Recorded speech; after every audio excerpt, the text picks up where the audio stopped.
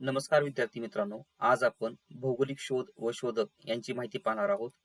Marco Polo हा इटालीचा होता. त्याने युरोपला सर्वप्रथम चीन आणि आशिया खंडातील इतर देशांची ओळख करून दिली होती. चीनमधील राजा कुबलाई खान याच्या दरबारात तो काही दिवस राहिला होता. मंगोलियन आणि चीनी भाषेचा त्याने अभ्यास केला होता. इब्न बतुता हा मोरोक्कोचा होता. भारत, मालदीव, सुमात्रा अशा अनेक देशाचा त्याने प्रवास केला होता. भारतामध्ये तो मुहम्मद बिन तुगलक या राजाच्या दरबारात तो काही दिवस राहिला होता. हेनरी द नॅव्हिगेटर हा पोर्तुगालचा राजपुत्र होता.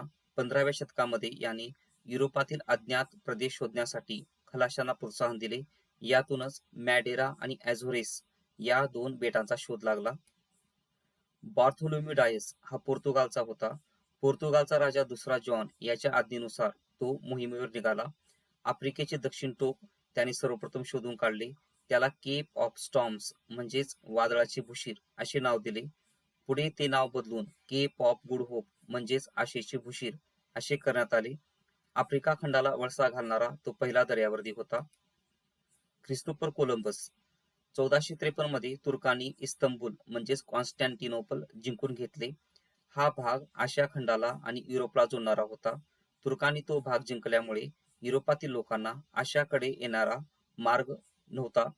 त्यामुळे स्पेनचा राजा फर्दिनांद आणि राणी इसाबेल यांनी ख्रिस्तोफर कोलंबसला पाठिंबा दिला आणि आशिया खंडाकडे म्हणजेच भारताकडे जाणारा मार्ग शोधण्यासाठी पाठवले.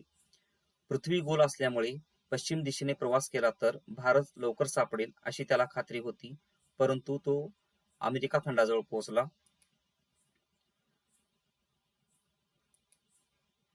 अमेरिगो वेस्पुसी हा इटलीचा रहिवासी होता. याने स्पेनच्या वतीने पहिली मोहीम सुरू केली. 1497 मध्ये त्याने ही मोहीम सुरू केली होती. तो तिसऱ्या मोहिमेमध्ये ज्याने जो प्रदेश शोधला त्याला व्हेनेझुएला असे नाव दिले. त्याने अमेझॉन नदीच्या मुखाचा प्रदेश शोधून काढला आणि असे मानले जाते की त्याच्याच नावावरून अमेरिका खंडाला अमेरिका असे नाव पडले. वास्को द गामा भारताला शोधण्याचा किंवा भारताचा सागरी मार्ग शोधण्याचा याने महत्वपूर्ण प्रयत्न केला होता आणि त्यामध्ये तो यशस्वी झाला. हा पोर्तुगालचा रहिवासी होता. 1497 मध्ये तो समुद्री मार्गाने भारताच्या शोधात निघाला. कालिकत म्हणजे आजच्या केरळमध्ये हे बंदर आहे. 1498 मध्ये तो इथे पोहोचला. त्याने कालिकतचा राजा झामोरिन याच्याकडे व्यापाराची परवानगी मागितली. परवानगी मिळाल्यानंतर तो पोर्तुगालला परत गेला आणि पुन्हा तो दोनदा भारतामध्ये आला. गोवा आणि कोची येथे पोर्तुगीजांचे राज्य स्थापन झाल्यानंतर तो पहिला व्हाईसरॉय झाला. तर या नकाशामध्ये तुम्ही बघू शकता की वास्को द गामा हा पोर्तुगालहून भारताकडे आफ्रिका खंडाला वळसा घालून आला आणि नंतर तो तसाच वापस आफ्रिका खंडाला वळसा घालून तो आपल्या मायदेशी परतला. फर्डिनंड मॅगलेन हा पोर्तुगालचा होता. पृथ्वी प्रदक्षिणेला निघालेला हा पहिला प्रवासी म्हणून ओळखला जातो.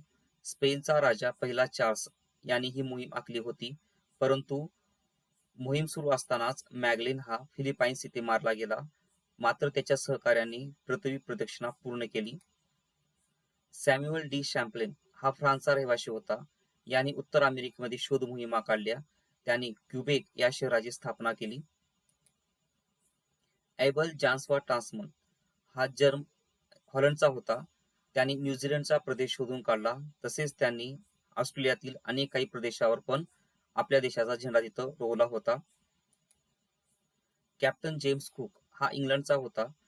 याने न्यूझीलंड आणि ऑस्ट्रेलिया या प्रदेशावर इंग्लंडच्या शाही नौदलातील झेंडा त्याने तिथं फडकवला होता.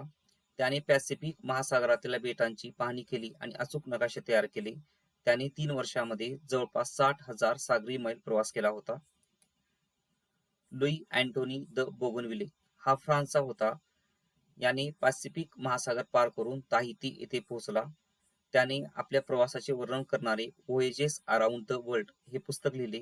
ते 1771 मध्ये लिहिले गेले होते. याच पुस्तकाचा आधार घेऊन अनेक मिशनरी ताहिती येथे पोहोचले. तिथे गेल्यानंतर त्यांनी एका फुलवेलीला बोगनविलेचे असे नाव दिले. मंगो पार्क हा स्कॉटलंडचा रहिवासी होता. त्याने पश्चिम आफ्रिकेमधील अनेक शोध मोहिमा सुरू केल्या. 1795 मध्ये त्याने नायजर नदीचा मागोवा घेतला होता. अल्बेरुनी हा गझनीच्या सुलतानाबरोबर भारतामध्ये आला होता. मोहम्मद गझनी यांनी ही 17 वेळेस भारतामध्ये लूट केली होती. अल्बेरोनी याने पृथ्वीचा व्यास मोजण्याचा प्रयत्न केला होता. अक्षांश आणि रेखांश ठरवण्याची त्याची पद्धत बिनचूक होती. त्या काळचा विचार केला तर हे अत्यंत कठीण काम होते. त्यानेच पहिल्यांदा पृथ्वीचा गोल नकाशा तयार केला होता.